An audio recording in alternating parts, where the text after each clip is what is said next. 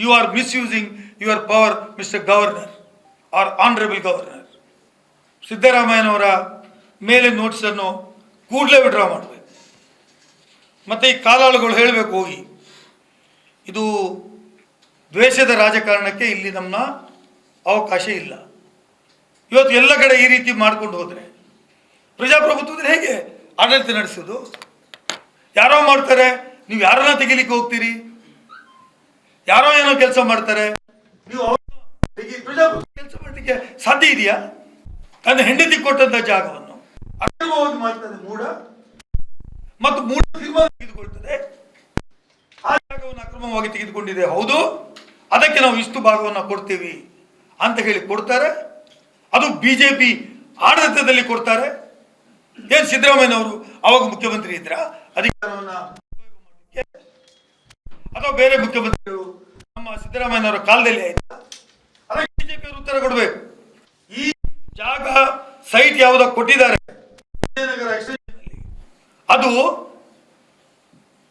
ಯಾವ ಪಕ್ಷದ ಆಡಳಿತ ಇರುವಾಗ ಮೂಡ ಕೊಟ್ಟದ್ದು ಅದನ್ನು ಜನರಿಗೆ ಹೇಳಬೇಕು ಬಿಜೆಪಿ. ಮತ್ತೆ ವಾಲ್ಮೀಕಿ ಅಭಿವೃದ್ಧಿ ನಿಗಮದಲ್ಲಿ ಇವತ್ತು SIT ರಚನೆ ಮಾಡಿ ಬ್ಯಾಂಕಿನ ಅಧಿಕಾರಿ ಸಹಿತ ಸುಮಾರು 14 ಜನರನ್ನ ಅರೆಸ್ಟ್ ಮಾಡಿ %95% ದುಡ್ಡನ್ನ ಅವರಿಂದ ವಸೂಲಿ ಮಾಡಿದ್ದು SITಗಳ, EDಯ, CBIಯ. It has been done by SIT. ಈ ರಾಜ್ಯದ ಪೊಲೀಸ್ ಮಾಡಿದ್ದಾರೆ. ಯಾರು ಅಕ್ರಮ ಮಾಡಿದ್ದಾರೋ ಅವರಿಗೆ ಅರೆಸ್ಟ್ ಮಾಡಿ ಜೈಲಿಗೆ ತಳ್ಳಿ ಆ ದುಡ್ಡು ಏನು ಯಾರ್ಯಾರಿಗೆ ಹಂಚಿದಾರೋ ಅದನ್ನು ವಸೂಲು ಮಾಡಿದ್ದಾರೆ. ಅದು ಮಾಡಿದ್ದು ಕಾಂಗ್ರೆಸ್ ಸರ್ಕಾರ ರೀ. ಇವರ ED ಅಲ್ಲ. ED ಅವರು ಮಾಡಿದೇನು? ಯಾರೆಲ್ಲ ಬಂಧಿತ ಅಧಿಕಾರಿ ಇದ್ದಾರೆ ಸರ್ಕಾರದ್ದು ಅವರನ್ನ ಕರೆಸಿ, ನೀನು CM ಹೆಸರು ಹೇಳಬೇಕು, ನೀನು DCM ಹೆಸರು ಹೇಳಬೇಕು, ನೀನು ಆ ಮಂತ್ರಿ ಹೆಸರು ಹೇಳಬೇಕು. ಇಲ್ಲದೇ ಇದ್ರೆ what do you know what is the power of ED?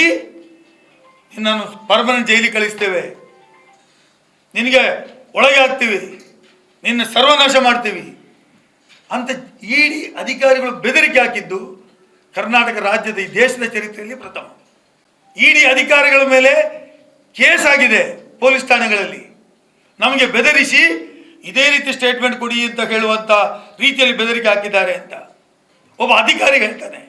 ಮತ್ತು ಆ ಅಧಿಕಾರಿ ಜಡ್ಜ್ ಮುಂದೆ ಹೋಗಿ ಸೆಕ್ಷನ್ 164 ಸ್ಟೇಟ್ಮೆಂಟ್ ಕೊಡ್ತಾನೆ. ಬರೀ FIR ಅಲ್ಲ, ನನಗೆ EDಯ ಅಧಿಕಾರಿಗಳು ಏನೋ ಮಿತ್ತಲ್ ಪಿತ್ತಲ್ ಪುತ್ತಲ್ ಅಂತ ಇದ್ದಾರೆ, ಅವರು ಡೆಲ್ಲಿಯಿಂದ ಬಂದವರು, ಮಿತ್ತಲ್ ಅಂತ ಅವನು ನನಗೆ ಬೆದರಿಕೆ ಹಾಕಿದ್ದಾನೆ, ಹೀಗೆ ಹೇಳಬೇಕು ನೀನು, ಇಲ್ಲಿಂದ ಬಿಡೋದಿಲ್ಲ, 6 ವರ್ಷ ಜೈಲು, 7 ವರ್ಷ ಜೈಲು, ಮುಖ್ಯಮಂತ್ರಿ ಹೆಸರು ಹೇಳು, ಆ ಮಂತ್ರಿ ಹೆಸರು ಹೇಳು ಅಂತ ಹೇಳುವ ಮಟ್ಟಕ್ಕೆ ಕೇಂದ್ರ ಸರ್ಕಾರ ಬರ್ತದೆ ಅಂತಾದರೆ ಇವರು ಪ್ರಜಾಪ್ರಭುತ್ವ ರಕ್ಷಕರ ಭಕ್ಷಕರ. ಇವರಿಂದ ನಾವು ಏನು ನಿರೀಕ್ಷೆ ಮಾಡಲಿಕ್ಕೆ ಆಗೋದಿಲ್ಲ. ಜನ ಚುನಾಯಿತ ಸರ್ಕಾರವನ್ನು ತಂದಿದ್ದಾರೆ, ಪ್ರಜಾಪ್ರಭುತ್ವ ಮಾದರಿ ಸರ್ಕಾರ ನಡೀತದೆ. ಪಾದಯಾತ್ರೆ ನಾನು ಹೇಳಿದಲ್ವ, ಸಾಧ್ಯ ಇದ್ರೆ ಕೋಟಾ ಶ್ರೀನಿವಾಸ ಪೂಜಾರಿ ಮನೆಗೆ ಮಾಡಿ, ಭೋವಿ ಅಭಿವೃದ್ಧಿ ನಿಗಮದಲ್ಲಿ ಅಕ್ರಮ ಆಗಿದೆ 100 ಕೋಟಿ, ಅವ್ರ ಮನೆಗೆ ಹೋಗಿ, ಬಸವರಾಜ ಬೊಮ್ಮಾಯಿ ಅವರ ಮನೆಗೆ ಹೋಗಿ, ಡಾಕ್ಟರ್ ಟರ್ಮಿನಲ್ನಲ್ಲಿ 47 ಕೋಟಿ ಅವ್ಯವಹಾರ ಆಗಿದೆ ಅಲ್ಲಿ ಹೋಗಿ, ಸುಧಾಕರ್ ಇದ್ದಾನೆ 2,000 ಕೋಟಿ ಕೊರೋನಾದಲ್ಲಿ ಹೊಡೆದಿದ್ದಾನೆ ಅಲ್ಲಿ ಹೋಗಿ, PWDಯಲ್ಲಿ ಬೊಮ್ಮಾಯಿ ಅವರು ಮುಖ್ಯಮಂತ್ರಿ ಆಗಿರಬೇಕಾದ್ರೆ 40% ತಗೊಂಡು ಅಲ್ಲಿ ಲಂಚ ಹೊಡೆದಿದ್ದಾರೆ, ಕೇಸ್ ಆಗ್ತಾ ಇದೆ, ಬೊಮ್ಮಾಯಿ ಅವರ ಮನೆಗೆ ಹೋಗಿ, ಶೆಟ್ಟರ್ ಅವರ ಮನೆಗೆ ಹೋಗಿ, ಅವರ ಮನೆಗೆ ಹೋಗ್ರಿ. ನೀವು ಎಲ್ಲಿಯೋ ಒಂದು ಕಡೆ ಆತ್ಮವಂಚನೆ ಕೆಲಸವನ್ನು ಮಾಡ್ತಾ ಇದ್ದೀರಿ. ಸಿದ್ದರಾಮಯ್ಯನವರ ಪರವಾಗಿ ಒಂದು ಅಯೋಟ್ ಆಫ್ ಎವಿಡೆನ್ಸ್ ಯಾರು ತಿನ್ನೋದು ಇಲ್ಲ, ಅವರದಲ್ಲಿ ಬಾಗಿನೂ ಅಲ್ಲ. ವಾಲ್ಮೀಕಿ ಅಭಿವೃದ್ಧಿಯಲ್ಲಿ ಅವ್ಯವಹಾರ ಆಗಿದ್ದಾರೆ, ಕ್ರಮ ತಗೊಂಡಿದ್ದೇವೆ. ಇವರಾಗುವಾಗ ಆಗಿದ್ದನ್ನು ಕ್ರಮ ತಗೊಳ್ತಾ ಇಲ್ವಾ? ಒಳಗೆ ಹೋಗ್ತೀರಿ ಅಂತ ಬೆದರಿಕೆಯಿಂದ ಏನಾದರೂ ನಿಮ್ಮದಾಗಿ ನೀವು ಪ್ರಾರಂಭ ಮಾಡಿದ್ದಿದ್ರೆ ಅದಕ್ಕೆ ನಾವು ಜವಾಬ್ದಾರರಲ್ಲ, ನೀವು ಹೋಗಬೇಕು. ನಿಮ್ಮ ಮೇಲಿನ ಆರೋಪಗಳು ತನಿಖೆ ಆಗ್ತಾ ಇದೆ, ಅದು ಹಾಗೆ ಆಗ್ತದೆ. ಮತ್ತೆ ED, CBI, IT, ಗವರ್ನರ್ ಇಟ್ಕೊಂಡು ಬೆದರಿಕೆ ಮಾಡಿ ಏನಾದರೂ ಅಸ್ಥಿರ ಮಾಡ್ತೇವೆ, ಸರ್ಕಾರವನ್ನು ಬೀಳಿಸ್ತೇವೆ, ಮುಖ್ಯಮಂತ್ರಿಯವರ ವರ್ಚಸ್ಸಿಗೆ ಧಕ್ಕೆ ತರ್ತೇವೆ ಅಂತ ಏನಾದರೂ ಮಾಡಿದರೆ ಅದನ್ನು ಅಷ್ಟೇ ಕಠಿಣವಾಗಿ we will react on it. ಇದು ಪ್ರಜಾಪ್ರಭುತ್ವ ಮಾದರಿಯಲ್ಲಿ ಇಲ್ಲ. ಗವರ್ನರ್ ಅಷ್ಟು immediate unconditionally withdraw is notice. He has no right, constitutionally ಅವರಿಗೆ ಯಾವುದೇ ಹಕ್ಕಿಲ್ಲ. When there is no evidence against the chief minister. ಮತ್ತು ಇಡಿ ಇವರಿಗೆಲ್ಲ ಇಮಿಡಿಯೇಟ್ ಹಿಂದಾಗಿ ತಗೊಳ್ಬೇಕು ಪ್ರಜಾಪ್ರಭುತ್ವ ಮಾದರಿಯಲ್ಲಿ.